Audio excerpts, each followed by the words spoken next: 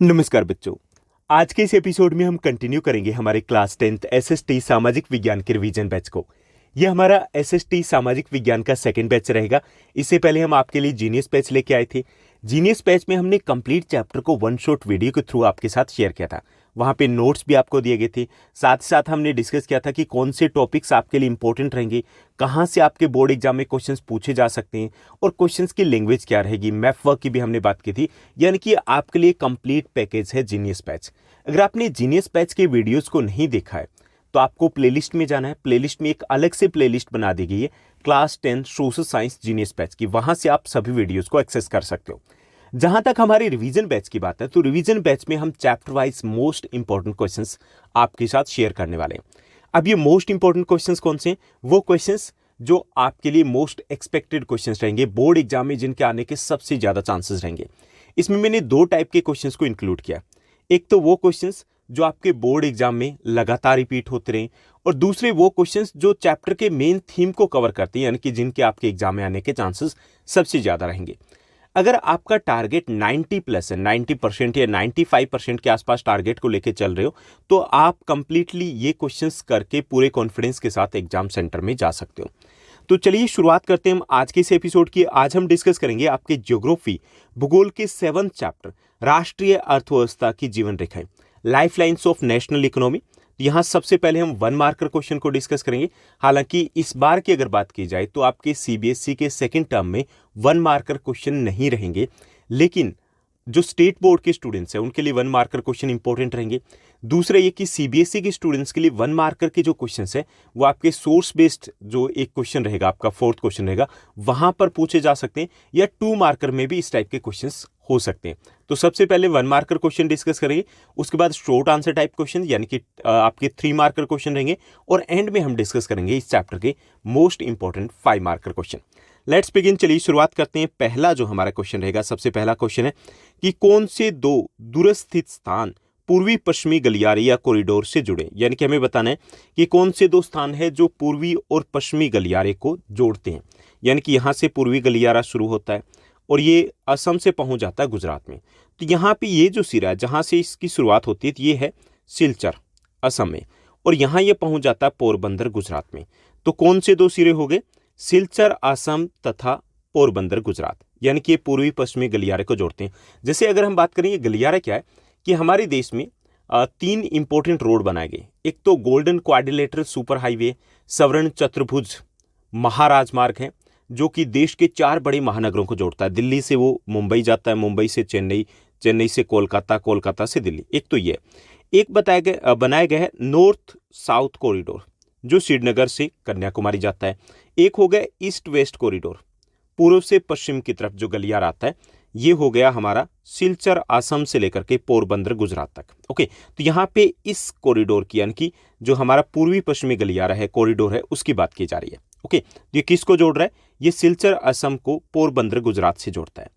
उसके बाद सेकंड हमारा क्वेश्चन रहेगा, परिवहन का कौन सा साधन वाहनांतरण हानियों और देरी को घटाता है। यानी कि वाहनांतरण क्या है, ये प्योर भौगोलिक शब्द मैंने लिया है क्योंकि इसी टाइप का वर्ड है, जो वर्डिंग है वो आपके एग्जाम में रहने वाली है। तो वाहनांतरण मतलब कि वाहनों के कारण होने वाला जो परिवहन है उसमें देरी और हानि जो होती है उसको कम करता है। कौन सा ऐसा परिवहन का साधन है? तो वो है पाइपलाइन। ओके, पाइपलाइन में ना तो कोई हड़ताल का असर होता, ना ही कोई मौसम का प्रभाव होता है। एक बार पाइपलाइन बिछा दी तो 24 घंटे सप्लाई चलती रहती है कंटिन्यूस। ओके, ये परिवहन का सबसे नया साधन भी है, क्योंकि ऐसा नहीं कि हम पहले प्रयोग नहीं करते थे।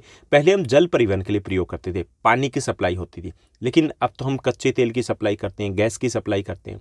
ओके, उसके बाद नेक्स्ट हमारा क्वेश्चन रहेगा, तीसरा जो हमारा प्रश्न रहेगा, कौन सा पतन पूर्वी तट पर स्थित है जो अंतःस्थलीय, सर्वाधिक गहरा और पूर्णतः सुरक्षित पतन है। यानी कि हमें बताना है पूर्वी तट का एक पतन समझते हो ना, पोर्ट, जहां से जो समुद्री जहाज होते हैं उनकी लोडिंग अनलोडिंग होती है।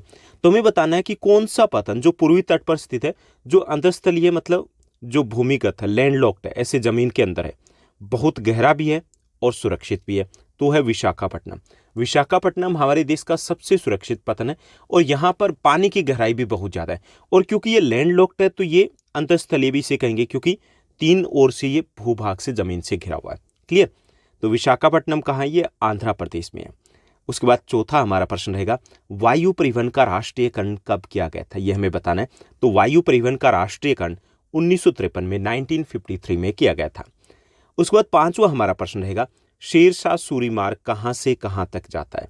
तो NH1 जो है हमारा राष्ट्रीय राजमार्ग नंबर 1 या नेशनल हाईवे नंबर 1 है, उसे ही शेरशाह सूरी मार्ग कहा जाता है। यह दिल्ली से अमृतसर जाता है। ओके, तो ये हो गया हमारा पांचवा प्रश्न।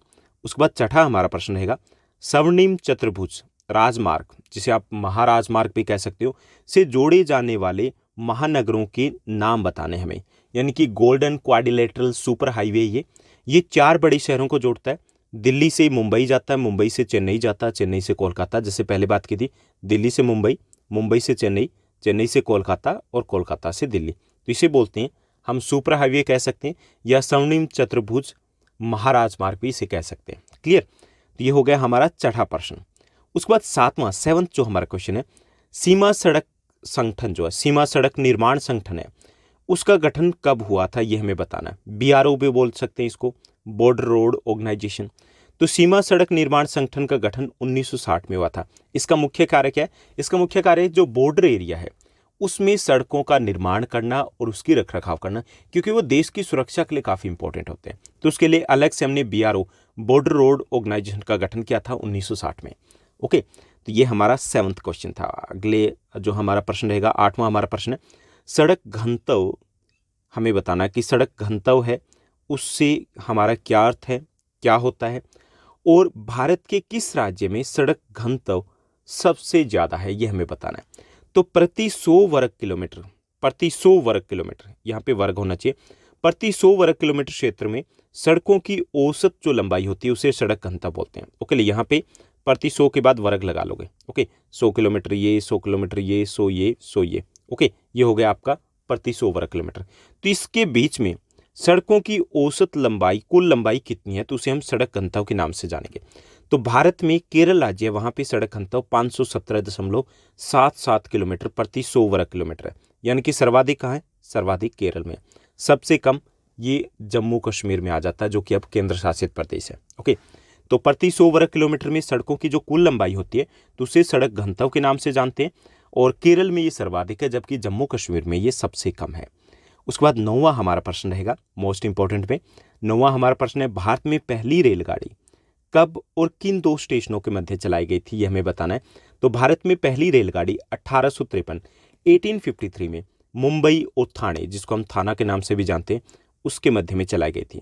और ये कब चली थी? 16 अप्रैल 1853 को चली थी, और ये दोनों के बीच का जो रास्ता था उस वक्त 34 किलोमीटर लंबा था, जिसके बीच में ये ट्रेन दौड़ी थी, और ऐसी दौड़ी थी कि आज भी दौड़ रही है। उसके बाद 10th हमारा क्वेश्चन रहेगा, भारत का सबसे लंबा राजमार्ग कौन सा है? हमें नेशनल हाईवे की बात करनी है। ओके, तो नेशनल हाईवे नंबर 44 है, NH44 जो है वो हमारा सबसे लंबा नेशनल हाईवे है। ओके, इसकी कुल लंबाई 3745 किलोमीटर है, और ये श्रीनगर से कन्याकुमारी जाता है। वैसे एग्जैक्टली क्या है, ये नॉर्थ साउथ जो उत्तर दक्षिण गलियारा है उसे ही NH44 का नाम दिया गया है। तो पहले NH7 हुआ करता था। Clear, NH7 national highway number 7 सबसे लंबा, लेकिन अभी लेटेस्ट जो है, क्योंकि उनके नंबरिंग चेंज कर दी गई, तो उसमें हमारा NH44 रहेगा। क्लियर, उसके बाद हम अगले प्रश्न की बात करेंगे। नेक्स्ट जो हमारा क्वेश्चन दिया गया 11वां हमारा प्रश्न रहेगा कि भारत की तट रेखा की कुल लंबाई कितनी है, ये हमें बताना है। तट रेखा कौन सी? यानी कि यहाँ से गुजरात से ये शुरू होगी, और गुजरात से शुरू होने के बाद यहाँ से होते हुए कहाँ तक चली जाती है? यहाँ अगर हम बात करें तो वेस्ट बंगाल तक चली जाती है। तो यहाँ की कुल लंबाई हमें बतानी, तो ये जो हमारी कुल लंबाई है तट रेखा की वो 7516 किलोमीटर लगभग एग्जैक्टली बताएं तो ये 7516.6 किलोमीटर है। क्लियर, ये होगी भारत की तट रेखा की कुल लंबाई, समुद्री रेखा कह सकते हैं इसको। उसके बाद 12वां जो हमारा क्वेश्चन दिया गया, भारत का सर्वाधिक आधुनिक पतन कौन सा, यानी कि सबसे आधुनिक जहाँ पे मॉडर्न फैसिलिटीज है, तो है नाहवा शिवा मुंबई में। मुंबई में 2 पोर्ट हैं, एक जवाहरलाल नेहरू पोर्ट है और एक नाहवा शिवा में डेवलप किया गया। जो नाहवा शिवा में डेवलप किया गया वो देश का सर्वाधिक मॉडर्न पोर्ट है, जहाँ पे वर्ल्ड क्लास फैसिलिटीज दी गई है। क्लियर, और यहाँ से इसी से रिलेटेड एक और क्वेश्चन भी बनता है कि भारत का सबसे व्यस्त बंदरगाह कौन सा है, व्यस्त पतन कौन सा है, तो हमारा मुंबई पोर्ट है। उसके बाद 13वां हमारा प्रश्न रहेगा। 13th क्वेश्चन दिया गया, भारत का सबसे दक्षिणी पतन कौन सा है, यह हमें बताना है। तो भारत का जो सबसे दक्षिणी पतन है वो तूतीकोरन है, जो कि तमिलनाडु में। अगर हम तमिलनाडु की तरफ बात करें, कहाँ है, थोड़ा सा मैं लोकेशन आपको दिखा दूं कि लगभग यहाँ पे है। ओके, तो श्रीलंका के साथ जो भारत का व्यापार होता है, सर्वाधिक व्यापार इसी बंदरगाह से, इसी पतन से होता है। क्लियर। चलिए, ये थे हमारे 1 मार्कर क्वेश्चन जो इस चैप्टर से रिलेटेड है और बहुत इंपॉर्टेंट रहेंगे। उसके बाद हम 3 मार्कर यानी कि शॉर्ट आंसर टाइप क्वेश्चंस की बात करेंगे। ये आपके जैसे कुछ स्टेट बोर्ड के स्टूडेंट्स हैं तो वहाँ 2 मार्कर क्वेश्चन भी रहते हैं, तो ये 2 मार्कर के लिए भी इंपॉर्टेंट रहेंगे। तो यहाँ पे पहला जो हमारा प्रश्न रहेगा, सड़क परिवहन के 3 गुण बताइए। हालांकि इस तरीके से तो नहीं पूछा जाता, ये क्वेश्चन इस टाइप से पूछा जाता है जो मैंने यहाँ पे ऑप्शन में दिया कि भारत में सड़क परिवहन रेल परिवहन की तुलना में अधिक महत्वपूर्ण है। इस कथन की व्याख्या कीजिए। यानी कि जो सड़क परिवहन है उसको रेल परिवहन से ज़्यादा महत्वपूर्ण माना जाता है, ज़्यादा बेहतर माना जाता है। हमें बताना है क्यों, ऐसा क्यों है। सड़कों को, पहला इसका कारण यह है कि सड़कों को बनाने में अन्य परिवहन के साधनों की अपेक्षा कम लागत आती है। पहला तो यह कि इसको बनाने की लागत कम होती है। दूसरा, इसके रखरखाव की लागत भी काफ़ी कम होती है। कहीं पे बनाइए, अब जैसे रेलवे है तो सर्वे करना होगा, उसके बाद जैसे बस्तियों से होकर के निकल रहे हैं तो उस वक्त लोगों की ज़मीन है तो उनको अच्छा खासा पैसा देना होगा, बहुत सारी चीज़ें आती है। सड़क परिवहन में ऐसी समस्याएं कम होती है, तो इसमें बनाने की लागत भी कम है, उसके बाद मेंटेनेंस यानी कि रखरखाव की लागत भी कम होती है। दूसरा, अधिक ढाल वाले जैसे पहाड़ी इलाके हैं, ऊबड़ खाबड़ भूभाग है या ऊंचे नीचे भूभाग है, वहां पर भी सड़कें बनाई जा सकती है, जबकि रेल परिवहन का विकास नहीं हो सकता। जैसे पर्वतीय भाग है, सड़कें तो बन सकती है ना, टेढ़ी मेढ़ी ऊपर नीचे, रेल परिवहन का विकास ऐसे इलाकों में नहीं होता। तीसरा, सड़क परिवहन द्वार से द्वार, door to door service provide करता है। अब देखिए, आपके घर में क्या जो सड़क परिवहन है, जैसे ऑटो है, गाड़ी है, घर में आ जाएगी, बस दरवाज़ा थोड़ा सा ज़्यादा चौड़ा होना चाहिए, घर के अंदर भी घुस सकता है, आ सकता है ना। लेकिन जो रेल परिवहन है वो हर जगह नहीं पहुंच सकता, चाहे आप अंबानी अडानी ही क्यों ना हो, तो ये भी पॉसिबल नहीं कि आपके जहाँ पर भी विला होंगे वहीं पर रेल परिवहन की सुविधा मिल जाए। तो जो सड़क परिवहन है उसको रेल परिवहन से इसलिए महत्वपूर्ण माना जाता है कि ये हर जगह उपलब्ध है, डोर टू डोर, द्वार से द्वार सेवाएं देता है, किसी भी कोने से जुड़ सकता है, किसी भी कोने को अन्य जो हमारे परिवहन के साधन उनसे जोड़ा जा सकता है सड़क परिवहन के माध्यम से, इसलिए भी इसको रेल परिवहन से ज़्यादा महत्वपूर्ण माना जाता है। उसके बाद चौथा जो इसका कारण है कि कम वस्तुओं की ढुलाई करनी हो, कम व्यक्तियों तथा कम दूरी के लिए सबसे महत्वपूर्ण जो परिवहन का साधन है वो सड़क परिवहन है। कम वस्तुओं के लिए, मान लीजिए कि आपको थोड़ा सा सामान कहीं से लेके आना है, कम व्यक्तियों को, 2 या 4 व्यक्तियों को जाना है, ट्रेन से थोड़ी जा सकते हैं, या फिर कुछ थोड़ी दूरी, आपको 2 किलोमीटर दूर जाके आना है तो आप बाइक उठाते हो, स्कूटी को उठाते हो, जाते हो। तो कम वस्तुओं के लिए, कम व्यक्तियों के लिए, कम दूरी के लिए सबसे महत्वपूर्ण जो परिवहन का साधन है वो सड़क परिवहन है। तो इन्हीं कारणों से सड़क परिवहन को रेल परिवहन से ज़्यादा महत्वपूर्ण माना जाता है। ओके, तो ये हमारा पहला 3 मार्कर क्वेश्चन रहेगा। उसके बाद सेकंड जो हमारा 3 मार्कर क्वेश्चन है कि हिमालय प्रदेश की तुलना में उत्तरी भारत के विशाल मैदान में रेलवे का घना जाल बिछा हुआ है, इसके कारण बताने में। ओके, कारण लिखने के ऐसा क्यों है, तो इसके कारण मैंने यहाँ पे बताएं, आपको जितने मार्क्स का हो उसके अकॉर्डिंग थोड़ा सा एक्सप्लेन कर दोगे। तो पहला ये कि जो उत्तरी भारत का विशाल मैदान है वो समतल भूभाग है, और समतल भूभाग में रेलवे का विकास ज़्यादा आसानी से हो सकता है, जबकि पर्वतीय भाग है वहाँ पर रेलवे का विकास नहीं हो सकता क्योंकि वो ऊबड़ खाबड़ भूभाग होता है। पहला कारण ये है। दूसरा ये कि जो हमारा उत्तरी भारत का विशाल मैदान है हिमालय की तुलना में घना बसा हुआ, घनी जनसंख्या वाला इलाका है।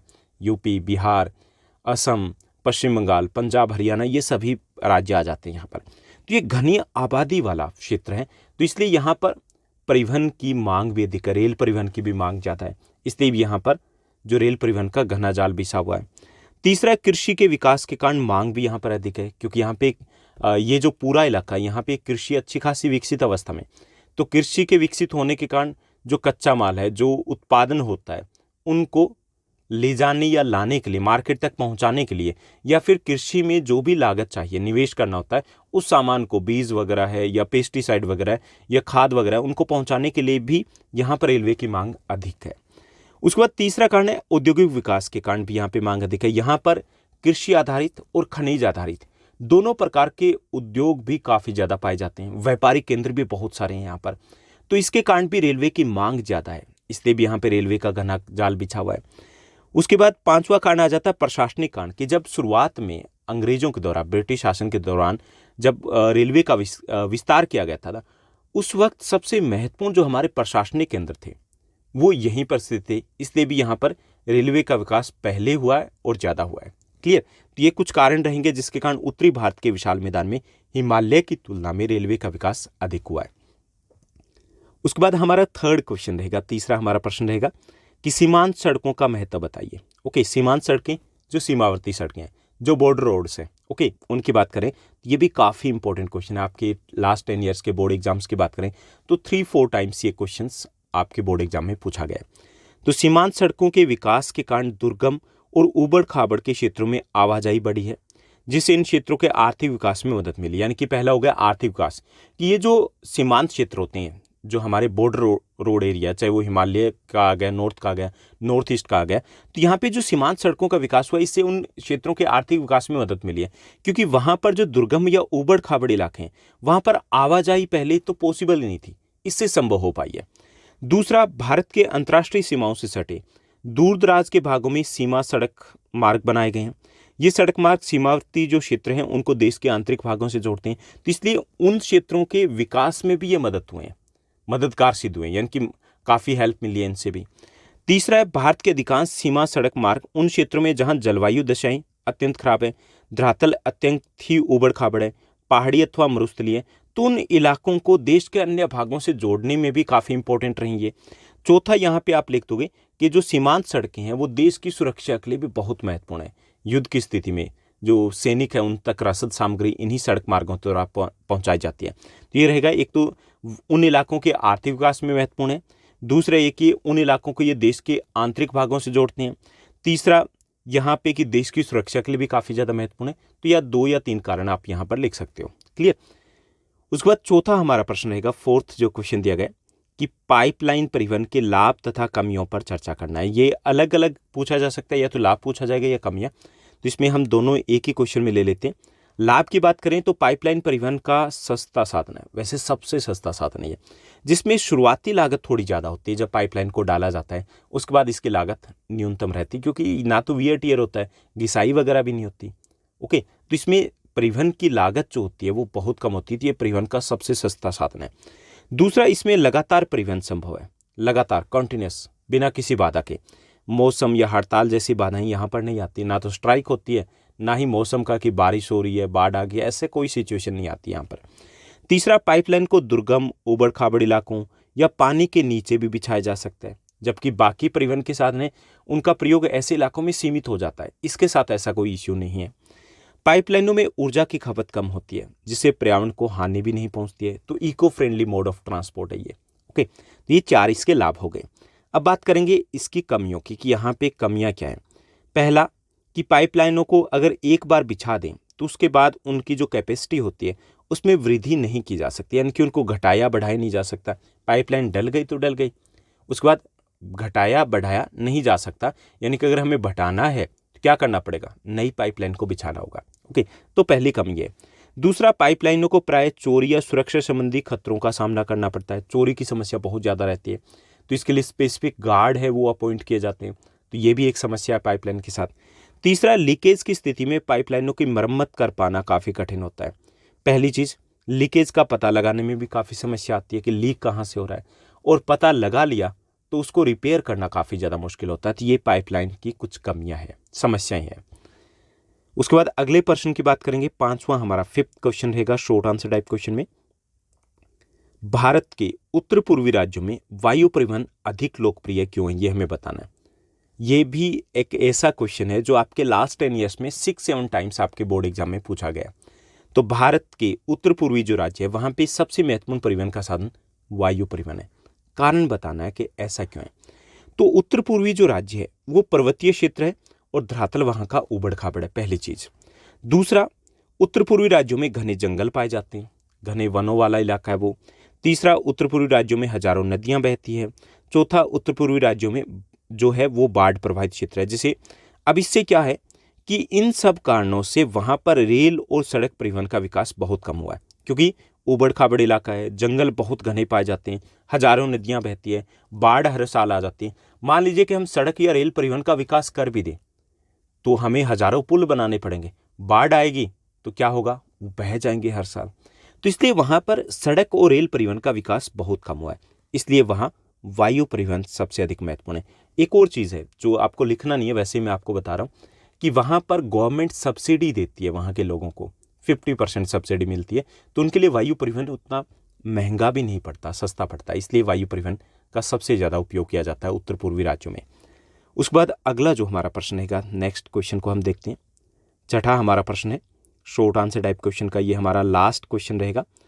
छठा प्रश्न है व्यापार संतुलन का क्या अर्थ है, ये हमें बताना है।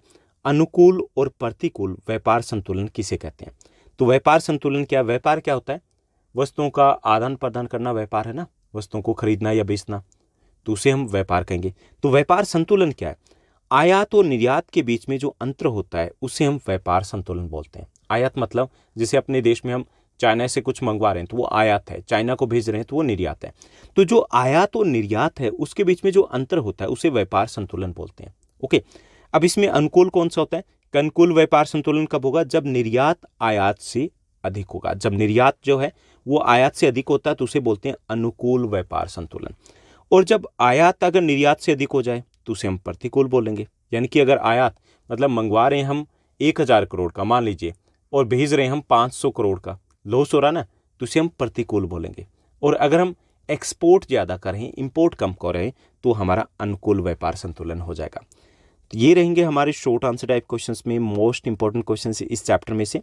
उसके बाद हम बात करेंगे हमारे लॉन्ग आंसर टाइप क्वेश्चंस की, जो इस चैप्टर में से आपके 5 मार्क्स में पूछे जा सकते हैं।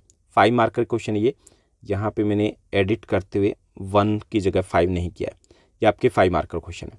तो इसमें पहला जो हमारा प्रश्न रहेगा कि परिवहन तथा संचार के साधन किसी देश की जीवन रेखा या अर्थव्यवस्था का आधार क्यों कहा जाता है, यह हमें बताना है। कि परिवहन और संचार के साधन किसी देश की जीवन रेखा या अर्थव्यवस्था का आधार कहे जाते हैं, ऐसा क्यों, एक्सप्लेन करना है। तो परिवहन तथा संचार के साधन किसी भी देश की जीवन रेखा या अर्थव्यवस्था के आधार कहे जाते हैं, इसके कई सारे कारण हैं।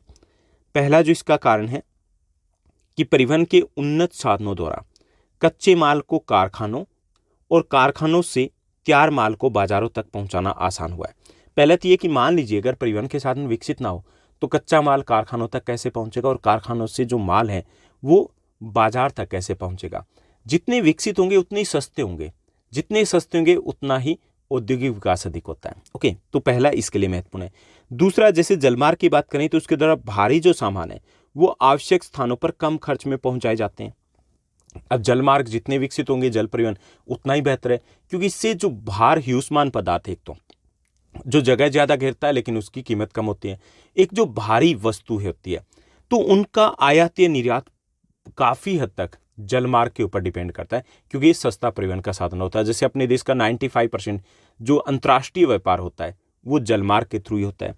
रेलवे द्वारा दूर तक यात्रा करने में भी सुगमता होती है। जैसे रेलवे है तो वो आपस में कनेक्टिविटी एस्टेब्लिश करता है, देश के अलग अलग भागों को आपस में जोड़ता है, आसानी से जोड़ता है और सस्ता भी होता है सड़क परिवहन की तुलना में, तो इसका अपना महत्व है। ऐसे ही संचार के साधनों द्वारा किसानों को कृषि संबंधी उपयोगी जानकारी समय समय पर दी जाती है। हमारी देश की अर्थव्यवस्था का सबसे बड़ा आधार क्या है? कृषि। और कृषि के विकास में संचार के साधनों का बहुत इंपॉर्टेंट रोल रहा है। रेडियो के ज़माने से, जब रेडियो में टीवी में तो बहुत बाद में प्रोग्राम आने शुरू हुए थे, रेडियो में प्रोग्राम आते थे, अब भी आते हैं, तो उनको सुन करके उसी के अकॉर्डिंग वो अपनी जो भी फसलें थी उसमें जो भी समस्याएं आती थी उनका समाधान वो पाया करते थे। ओके, संचार और परिवहन के उन्नत साधनों से व्यापार और वाणिज्य को भी बढ़ावा मिलता है। अब जो व्यापार और वाणिज्य है, जैसे बिजनेस करना है तो उसमें कच्चा माल है या तैयार माल है वो एक जगह से दूसरी जगह तो जाएगा, कैसे जाएगा? परिवहन के साधनों के द्वारा। अब उस बिजनेस को कंट्रोल कैसे करेंगे? संचार के साधनों के द्वारा। अब देखिए अमेजोन हो गया, फ्लिपकार्ट हो गया, तो ये अपने व्यापार को कंट्रोल कैसे करें? संचार के साधनों के द्वारा। तो इसमें व्यापार और वाणिज्य उसके विकास में भी संचार और परिवहन के साधन महत्वपूर्ण होते हैं। ऐसे युद्ध व आपात स्थिति में यातायात और संचार के विकसित साधन से प्रतिरक्षा में बड़े ही सहायक हुए। जैसे कि युद्ध या आपात स्थिति है तो आपात स्थिति में ये और भी ज़्यादा महत्वपूर्ण हो जाते हैं देश की सुरक्षा के लिए। ऐसे भूकंप, बाढ़, सूखे जैसी आपदाओं की स्थिति में भी ये साधन बहुत महत्वपूर्ण हो जाते हैं। देश की विविधताओं को एकीकृत करने में, देश में अलग अलग संस्कृति के लोग रहते हैं, धर्म के लोग रहते हैं, अलग अलग भाषा को बोलने वाले लोग हैं, लेकिन इनको आपस में जोड़े हुए हैं वो परिवहन के साधन, इन्हीं के द्वारा हम एक दूसरे से कनेक्ट हो पाते हैं, एक दूसरे से जुड़ पाते हैं और तभी हम एक दूसरे की संस्कृति को समझ पाते हैं, इससे राष्ट्रीय एकता को बढ़ावा मिलता है। तो इस तरीके से हम कह सकते हैं कि परिवहन और संचार के साधनों किसी भी देश की जीवन रेखा या फिर अर्थव्यवस्था के आधार कहे जाते हैं और ये आर्थिक विकास का प्रतीक भी होते हैं। तो आपको इनमें से 5-6 पॉइंट्स ही करने हैं। क्लियर? तो ये एक इंपॉर्टेंट क्वेश्चन रहेगा, थोड़ा सा टेढ़ा मेढ़ा क्वेश्चन है, लेकिन हमें ओवरऑल कंसेप्ट जो इस चैप्टर का दिया गया उस पर बेस्ड ये आपका क्वेश्चन रहेगा।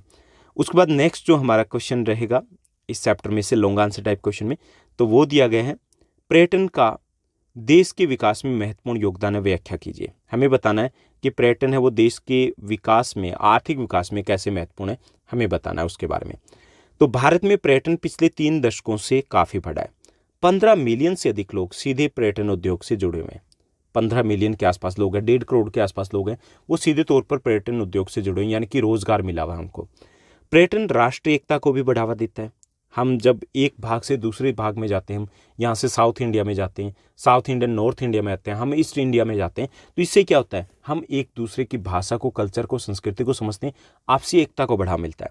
पर्यटन से स्थानीय हस्तशिल्प और सांस्कृतिक गतिविधियों को सहायता मिलती है। जैसे हम जाएंगे तो वहाँ की जो हैंडीक्राफ्ट की चीज़ें हैं वो खरीदते हैं, डिमांड बढ़ती है उसकी। ओके, ऐसे ही वहाँ की कल्चरल जो एक्टिविटीज़ है उसकी ग्रोथ होती है, कल्चर की ग्रोथ होती है, क्योंकि कल्चर को हम समझते हैं, उसको अपनाते हैं, उसका विकास होता है, तो उसमें भी मददगार होता है पर्यटन।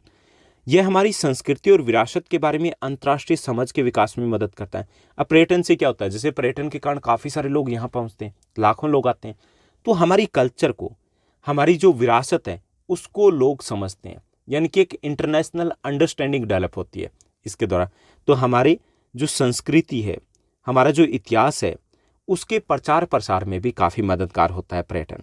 इसके साथ साथ जो विदेशी पर्यटक होते हैं वो अलग अलग कार्यों से भारत में आते हैं, जैसे वो विरासत पर्यटन हो गया, उस दृष्टि से पर्यावरण पर्यटन के लिए आते हैं यहाँ पे, या साहसिक पर्यटन के लिए जैसे हिमालय वगैरह के इलाके में आते हैं, सांस्कृतिक पर्यटन से प्रभावित होकर के आते हैं, हमारी जो कल्चर है उसको देखने के लिए आते हैं।